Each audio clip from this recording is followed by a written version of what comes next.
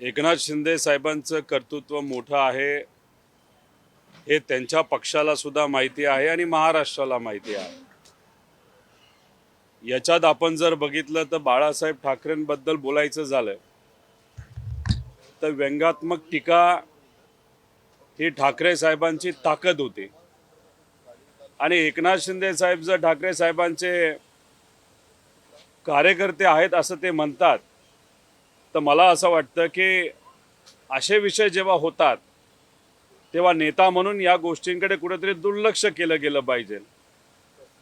तुम्ही जर दोन उदाहरणं घेतली त्याच्यामध्ये राजीव गांधींबद्दल एका सिरीजमध्ये जेव्हा त्या ठिकाणी काही गोष्टी बोलल्या गेल्या तेव्हा राहुल गांधीजींनी सांगितलं होतं की असं काय बोलल्यानंतर राजीव गांधी साहेबांचं काही कर्तृत्व काही छोटं होणार नाही।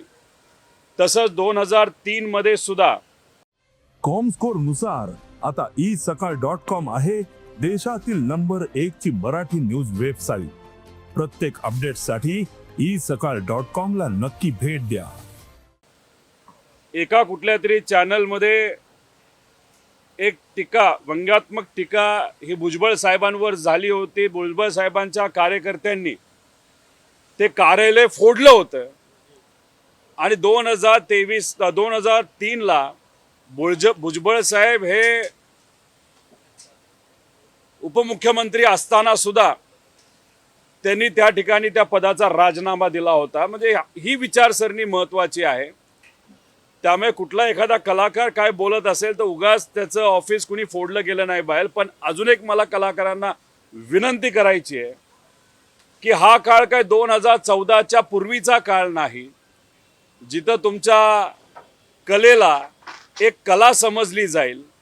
इथं जर तुम्ही एखाद्या नेत्यावर काय बोलत असाल तर अभिव्यक्ती स्वातंत्र्य आता राहिलेलं नाही। त्यामुळे तुम्ही सुद्धा त्या बाबतीतली काळजी घ्या आणि नेत्यांना सुद्धा मला सांगायचं आहे की कुठेतरी प्रयत्न करा की असे काही कलाकार असतात ज्या व्यंगात्मक टीका नाही तर व्यंगात्मक त्या ठिकाणी त्या काय गोष्टी केल्या जातात त्या कुठेतरी मजेत नाही तर लाईट मोडमध्ये त्या स्वीकारल्या पण गेल्या पाहिजे। पण माझं एक मत आहे की असं एखादं कुणी एखाद्या कलाकाराने व्यंगात्मक टीका केल्यामुळे एकनाथ शिंदे साहेबांची उंची कमी होत नाही। ते मोठे नेते आहेत, ते मोठे नेते राहणार आहेत।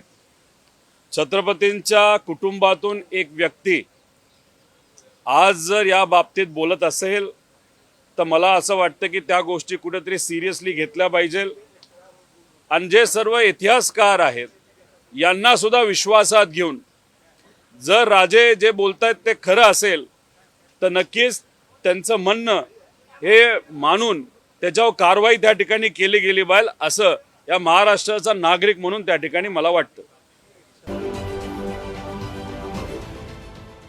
देश विदेशातील प्रत्येक घडामोडींचे लाईव्ह अपडेट मिळवण्यासाठी आता साम टीव्हीच्या सर्व सोशल मीडिया प्लॅटफॉर्मला लाईक, फॉलो आणि सबस्क्राईब करा। तसंच सर्व नोटिफिकेशनसाठी बेल आयकॉन प्रेस करायला विसरू नका।